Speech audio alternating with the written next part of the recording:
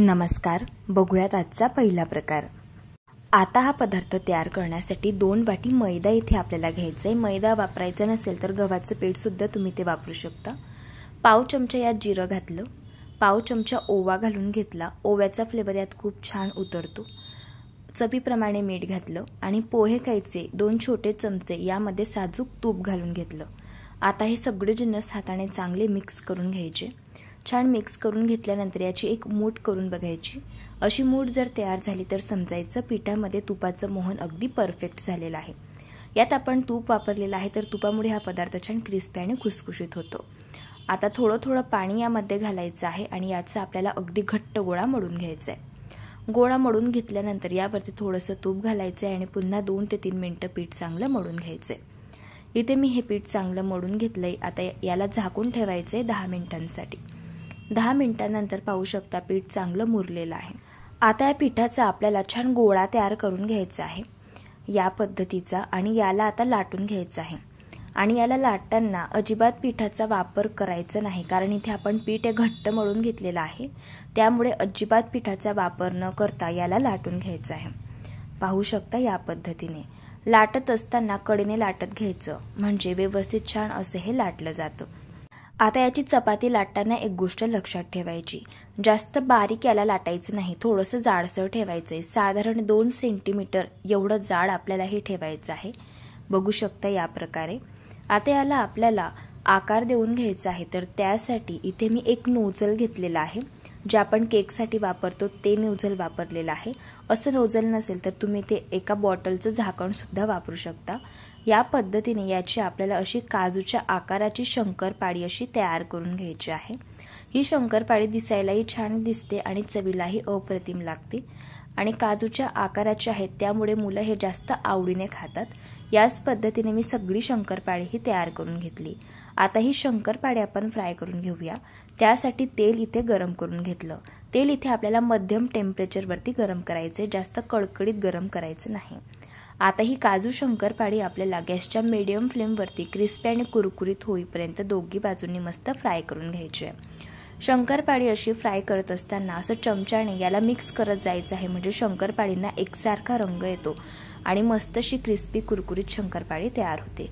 इथे मी शंकरपाळी फ्राय करून घेतलेली आहे। तुम्ही पाहू शकता शंकरपाळीला मस्त असा एकसारखा रंग आलेला आहे। दिसायला एवढी सुंदर दिसते ना ही शंकरपाळी, त्यापेक्षा चवीला तर अगदी भन्नाट लागते। या पद्धतीने तुम्ही एकदा नक्कीच ट्राय करून बघा। प्रकार क्रमांक 2। आता हा पदार्थ तयार करण्यासाठी कढईमध्ये 2 ग्लास पाणी घालून घ्यायचं आहे।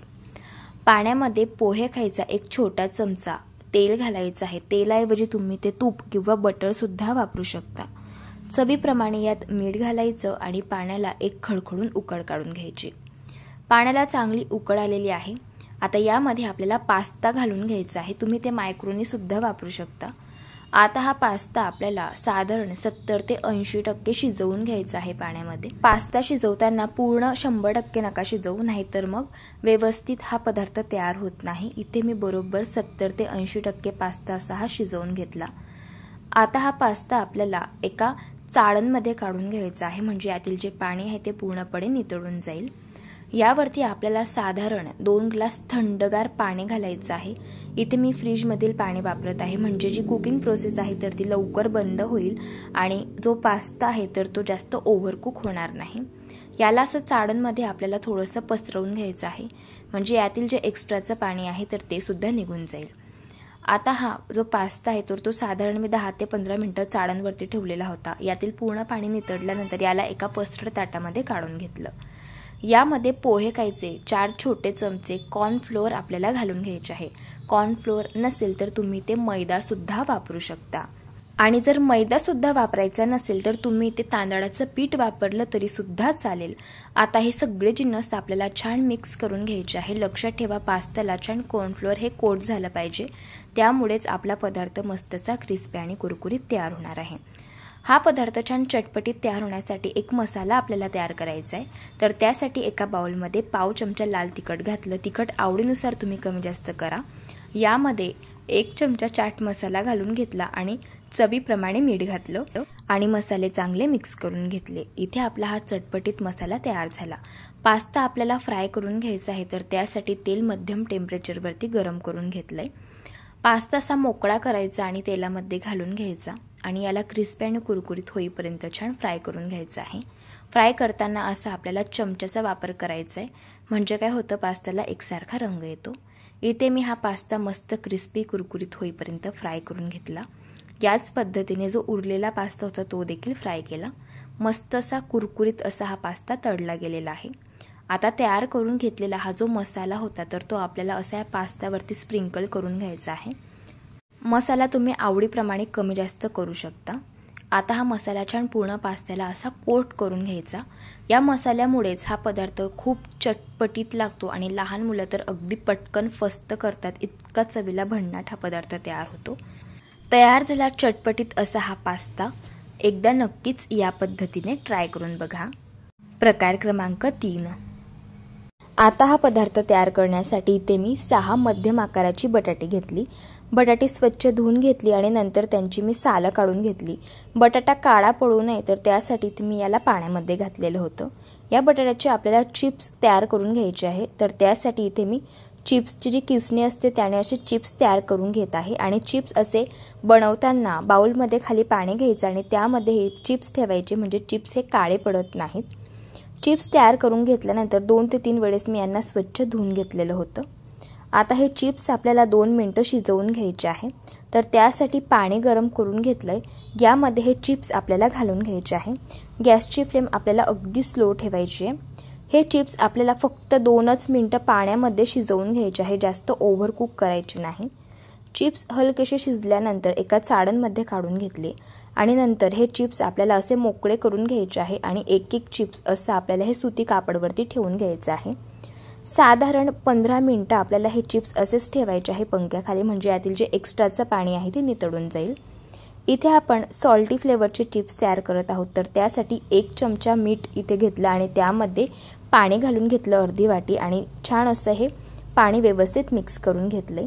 चिप्स इथे छान आपले व्यवस्थित कोरडे झालेले आहे। यातील जे एक्स्ट्राचं पाणी आहे ते पूर्ण असं सुकलेलं आहे।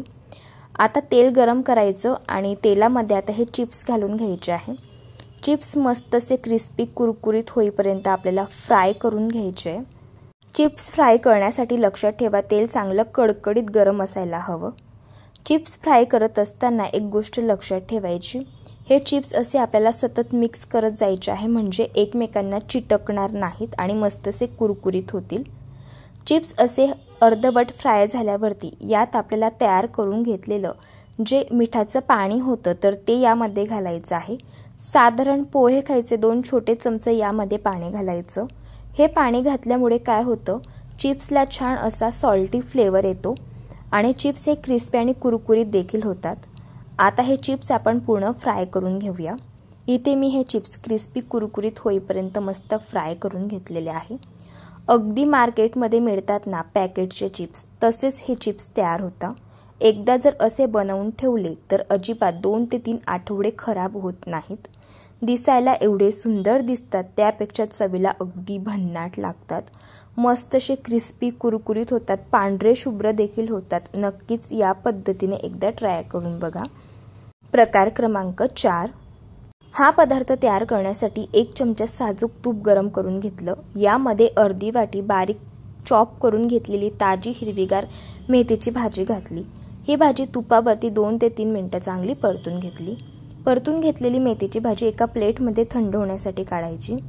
एका पसरट ताटामध्ये 1 वाटी गव्हाचं पीठ आणि त्यात 1 वाटी आपल्याला बारीक रवा घालायचा आहे।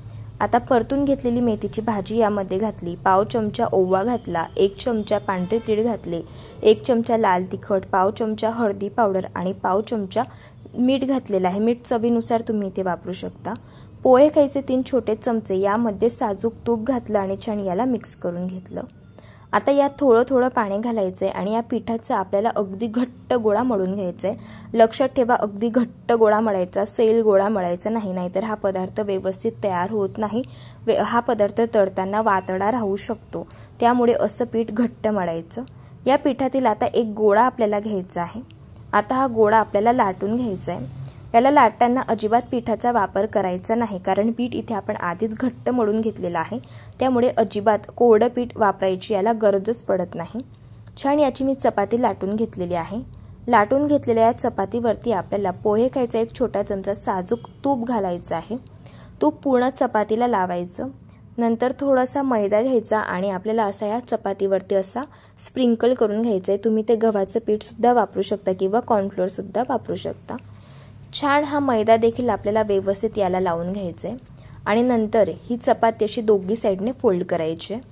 आता पुन्हा यावरती एक छोटा चमचा तूप घालायचं, यावरती थोडासा मैदा घालायचा आणि मैदा असा छान याला व्यवस्थित लावून घ्यायचा आहे चमच्याने। या प्रकारे अशी ही स्टेप केल्यामुळे काय होतं, या पदार्थाला मस्त असे पदर सुटले जातात आणि भरपूर लेयर्स सुद्धा याला पडतात। पुन्हा याला दोघी साइडने असं फोल्ड करून घेतलेला आहे। आता अगदी हलक्या हाताने याला असं लाटून घ्यायचं आहे। प्रोसेस जरी थोडीशी मोठी असली पण ही स्टेप करणं खूप गरजेचं आहे, त्यामुळेच हा पदार्थ भरपूर असा लेयर्स असलेला तयार होतो। याला असं लाटून घेतल्यानंतर यावरती पुन्हा एक छोटा चमचा तूप घातलं, यावरती थोडासा मैदा घातला, याला पुन्हा असं व्यवस्थित मिक्स करून घेतलं आणि पुन्हा आपल्याला आता हे असं फोल्ड करून घ्यायचं आहे। फोल्ड करून घेतल्यानंतर थोडंसं हलक्या हाताने याला प्रेस केलं। आता अगदी लाटण्याने आला हलकंसं असं लाटून घ्यायचं आहे, जास्त दाब द्यायचं नाही। आता आपण याला असं कट करून घेऊया। साधारण 2-2 सेंटीमीटरच्या अंतरावरती याच्या वड्या मी कट करून घेतल्या। इथे आपण मेथी स्टिक तयार करत आहोत, तर तेल इथे मध्यम टेम्परेचरवरती गरम करून घ्यायचं। मेथी स्टिक तेलामध्ये घालायच्या आणि क्रिस्पी कुरकुरीत होईपर्यंत फ्राय करायच्या। इथे मी या मेथी स्टिक फ्राय करून घेतलेल्या आहे। पाहू शकता मस्त अशा भरपूर लेयर्स या मेथी स्टिकला पडलेले आहे आणि ही मेथी स्टिक भरपूर अशी क्रिस्पी कुरकुरीत होते। लहान मुलं शक्यतो मेथीची भाजी खात नाहीत, तर त्यासाठी तुम्ही हा पदार्थ बनवून घेऊ शकता, चवीला छान लागतो। प्रकार क्रमांक 5। आता हा पदार्थ तयार करण्यासाठी 1 कप तांदळाचं पीठ घेतलेलं आहे। यामध्ये पाव कप आपल्याला बेसन पीठ घालायचं आहे। बेसन पिठामुळे हा पदार्थ छान क्रिस्पी खुसखुशीत होतो आणि बेसन पिठाचा फ्लेवर यामध्ये खूप छान लागतो, त्यामुळे बेसन पिठाचा वापर नक्की करायचा। आता ज्या कपाने आपण तांदळाचं पीठ घेतलं होतं त्याच कपाने 1 कप इथे मी पाणी घेतलं। यात 1 छोटा चमचा साजूक तूप घातलं, 1 चमचा पांढरी तीळ घातले, 1 चमचा चिली फ्लेक्स घालून घेतली आणि साधारण अर्धी वाटी यामध्ये मी कस्तुरी मेथी घातली। आता पाव चमचा हळदी पावडर, पाव चमचा गरम मसाला, पाव चमचा हिंग आणि पाव चमचा जिऱ्याची पूड यात घातली। छान याला मिक्स करून घेतलेला आहे। आता याला मस्तशी खडखडून उकळ काढायची। पाण्याला चांगली उकळ आल्यानंतर आपल्याला हे तयार करून घेतलेलं पीठ यामध्ये घालून घ्यायचंय आणि गॅस बंद करायचा आणि हे पीठ अगदी भराभरा मिक्स करून घ्यायचंय या पद्धतीने। आता झाकण ठेवून साधारण 5 मिनिटं असंच हे पीठ आपल्याला असं वाफेमध्ये ठेवून द्यायचंय। लक्षात ठेवा गॅस बंद केलेला आहे। 5 मिनिटांनंतर पाहू शकता यावरती मस्तशी दणदणून वाफ आलेली आहे। आता हे पीठ फार गरम आहे, तर त्यामुळे आपल्याला असं पेल्याने याला चांगलं मळून घ्यायचं आहे, मॅश करून करून आणि हलकसं पीठ कोमट झाल्यानंतर हाताने चांगलं याला मळून घ्यायचं या पद्धतीने। पीठ इथे आपलं चांगलं मळून झालेलं आहे। या पिठातील अर्धा गोळा आपल्याला घ्यायचा आहे। साधारण आपण चपाती बनवतो ना तेवढ्याच साईजचा इथे मी गोळा घेतलेला आहे। याचा उंडा तयार करून घेतला। आता याला आपण लाटून घेऊया। याला लाटताना अजिबात पिठाचा वापर करायचा नाही। छान असं याला लाटून घ्यायचं। साधारण चपातीची थिकनेस असते तेवढीच थिकनेस याची आपल्याला ठेवायची आहे। आता याला आपण कट करून घेऊया। सुरुवातीला याच्या कडा कट करून घ्यायच्या आणि नंतर एका काट्याच्या चमच्याने याला असे आपल्याला होल्स करून घ्यायचे आहे, म्हणजे हा पदार्थ तेलामध्ये घातल्यानंतर फुगणार नाही आणि क्रिस्पी कुरकुरीत होईल। आणि नंतर असे आपल्याला याचे काप करून घ्यायचे आहे। याच पद्धतीने मी सगळे काप तयार करून घेतले। हे काप आता आपण फ्राय करून घेऊया। त्यासाठी तेल इथे आपल्याला मध्यम टेम्परेचरवरती गरम करून घ्यायचे आहे। जेवढ्या स्टिक एका वेळेस तेलामध्ये बसतील तेवढ्या घालून घ्यायच्या आणि ह्या स्टिक मस्त क्रिस्पी कुरकुरीत होईपर्यंत दोघी साइडने फ्राय करून घ्यायच्या। इथे मी या स्टिक मस्तशा दोघी साइडने क्रिस्पी कुरकुरीत होईपर्यंत फ्राय करून घेतलेल्या आहे। स्टिक्सला मस्तसा रंग आलेला आहे। ह्या स्टिक्स मस्तशा क्रिस्पी खुसखुशीत होतात। लहान मुलांना तर फार आवडतात। भरपूर असा फ्लेवरफुल हा पदार्थ तयार होतो। लहानच काय मोठे सुद्धा खूप आवडीने खातील, इतका टेस्टी लागतो। या पद्धतीने एकदा तुम्ही नक्कीच ट्राय करून बघा आणि जर तुम्हाला आजच्या सर्व रेसिपीज आवडल्या असतील तर रेसिपीला लाईक, शेअर आणि सबस्क्राईब करा. चला भेटू आता एका नवीन रेसिपीसोबत. तोपर्यंत धन्यवाद.